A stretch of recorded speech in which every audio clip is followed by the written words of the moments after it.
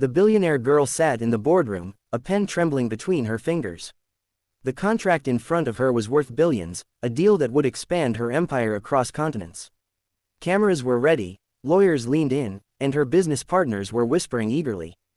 Just as she lowered the pen toward the paper, a quiet but firm voice broke the silence. "Don't sign this contract," said the cleaning man. His mop was still dripping, his uniform worn, and his face calm yet serious. For a moment, everyone froze. The billionaire girl lifted her eyes, shocked. Why would someone like him interrupt this moment? The room erupted with laughter from the board members. "Who do you think you are?" one of them barked, but the cleaning man didn't flinch. He looked directly at her, his eyes steady, carrying no greed, only honesty. She felt her heartbeat quicken. No one had ever dared to stop her before. She could buy anything, silence anyone, but this man stood there with nothing to lose. "If you sign that," he said quietly, "you'll lose everything that truly matters."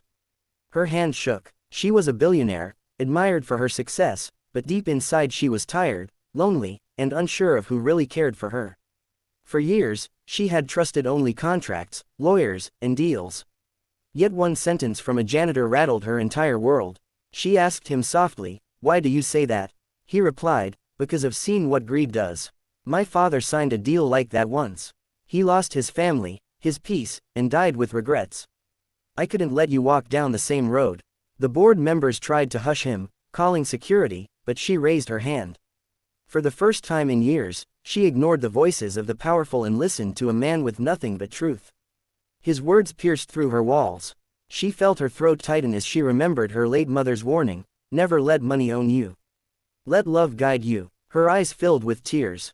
She realized she was on the verge of losing herself, just as his father had.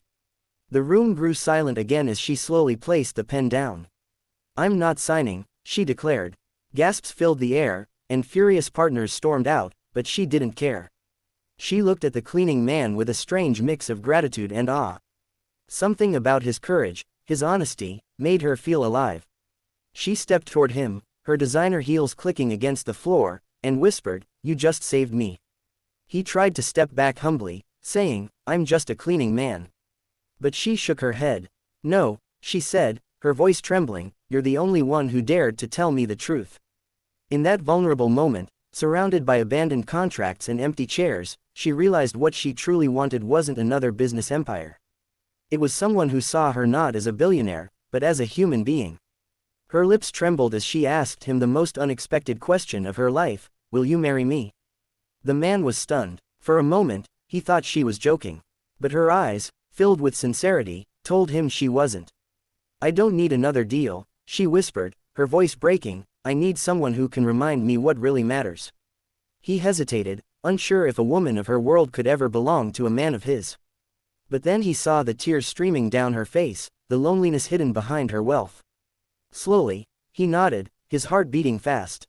"If you're willing to walk away from everything for love," he said, "then so am I."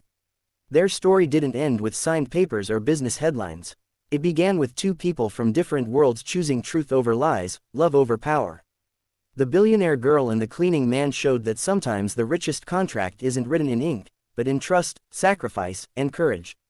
And so, the message remained: true wealth isn't measured by what you sign, but by who stands beside you when you dare to say no to the wrong path and yes to love.